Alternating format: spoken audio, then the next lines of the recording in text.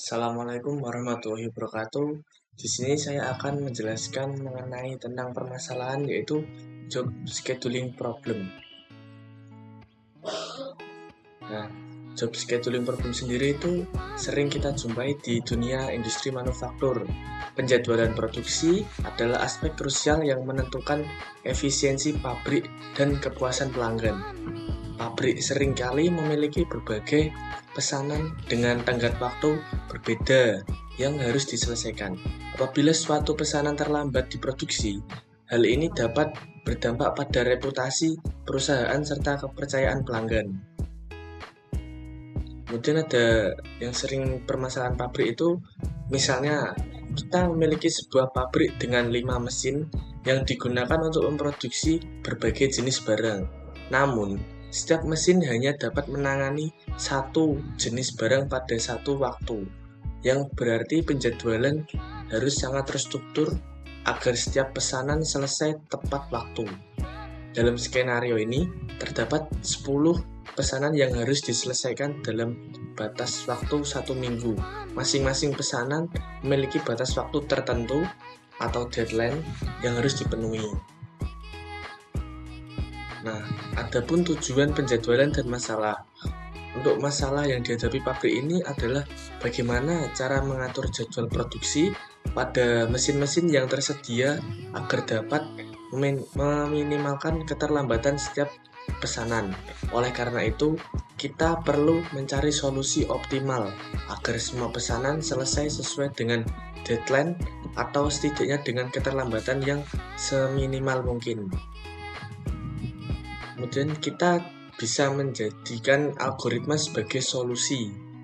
Untuk mengatasi permasalahan ini, kita akan menerapkan sebuah algoritma yang dirancang untuk memprioritaskan pesanan berdasarkan deadline dan meminimalkan keterlambatan keseluruhan. Algoritma yang akan kita gunakan adalah pendekatan yang disebut earliest deadline first atau pendekatan less lateness, di mana setiap pesanan disusun berdasarkan tenggat waktunya, lalu dipetakan ke mesin yang tersedia. Nah, ini adalah permasalahannya, yaitu suatu pabrik memiliki 5 mesin yang digunakan untuk memproduksi barang. Nah, setiap mesin hanya dapat memproduksi satu jenis pada satu waktu, dan setiap barang memerlukan waktu produksi yang berbeda-beda. Pabrik tersebut memiliki 10 pesanan yang harus diselesaikan dalam waktu 1 minggu. Setiap pesanan memiliki batas waktu atau deadline yang berbeda-beda, dan pabrik ingin meminimalkan keterlambatan produksi agar memenuhi semua deadline. Nah, seperti pada tabel yang di layar, itu adalah pesanan, barang, waktu produksi dalam waktu jam, deadline jam, itu ada pesanannya 1 sampai 10, kemudian ada barangnya diibaratkan ABC, dan waktu produksinya ada yang 5, ada yang 10 jam, ada yang 3 jam, dan untuk yang deadline-nya itu misal seperti pesanan 1 barang A produksinya 5 jam dan deadline-nya 40 jam, dan seterusnya sampai 10 tabel tersebut. Kemudian susun jadwal produksi untuk setiap mesin sehingga total keterlambatan pesanan bisa diminimalkan. Setiap pesanan harus diproduksi oleh mesin yang tersedia, dan mesin tidak bisa memproduksi barang yang berbeda pada waktu yang sama. Itu adalah permasalahannya. Kemudian kita dapat meminimalkan keterlambatan sebagai kepentingannya, yaitu penting banget. Meminimalkan keterlambatan produksi sangat penting untuk menjaga efisiensi operasional pabrik dan meningkatkan kepuasan pelanggan.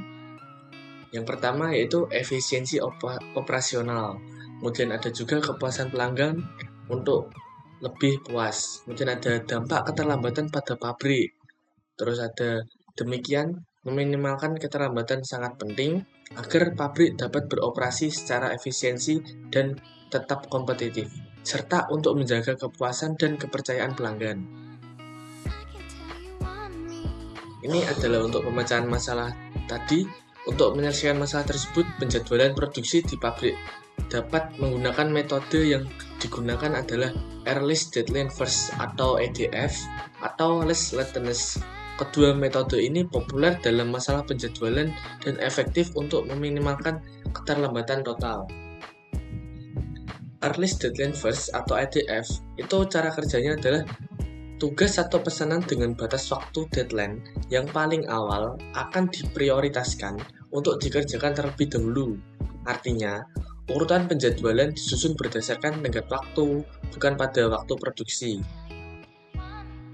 Untuk langkah-langkahnya sendiri, yaitu pesanan diurutkan berdasarkan deadline, kemudian dialokasikan pesanan ke mesin, dan yang ketiga itu evaluasi keterlambatan. Untuk penjadwalan selesai, dihitung waktu keterlambatan setiap pesanan. Jika pesanan selesai, deadline-nya hitung berapa lama keterlambatan yang terjadi. Nah, ini adalah tabel pesanan setelah diurutkan berdasarkan deadline. Di pesanan 4, barang A, waktu produksi atau per jamnya itu 4 jam, deadline-nya itu 30 jam. Terus untuk pesanan 1 itu barang A, waktu produksinya 5 jam, deadline-nya 40 jam, dan seterusnya.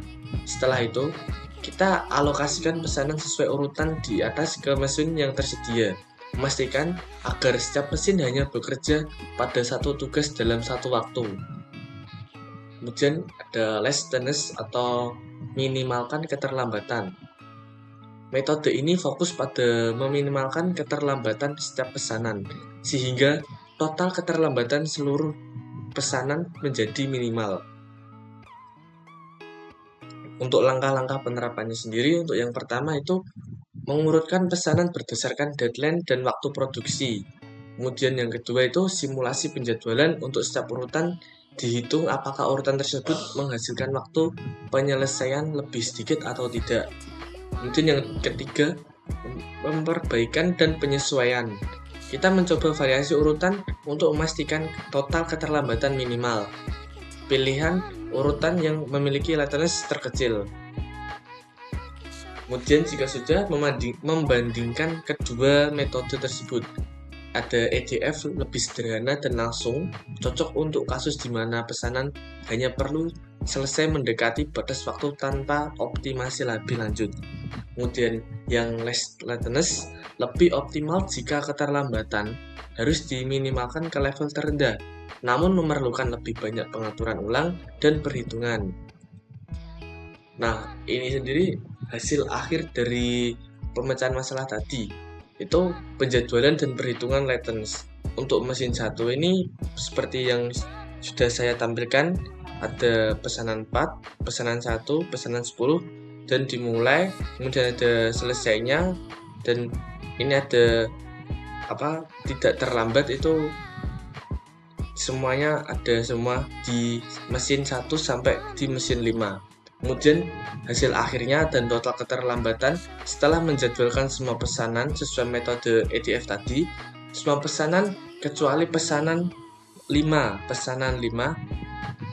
itu belum selesai di deadline dan terlambat 3 jam. Itu hanya di pesanan 5. Total keterlambatan hanya terjadi pada pesanan 5, yaitu 3 jam. Kesimpulannya, dengan menggunakan metode Earliest Deadline First atau EDF, pabrik dapat menyelesaikan semua pesanan dengan hanya satu keterlambatan kecil, yaitu 3 jam. Ini menunjukkan bahwa metode ini cukup efektif dalam meminimalkan keterlambatan dan memenuhi sebagian besar deadline yang telah ditentukan. Mungkin cukup sekian dari saya. Mungkin apabila ada kesalahan tutur kata, mohon dimaafkan. Terima kasih. Wassalamualaikum warahmatullahi wabarakatuh.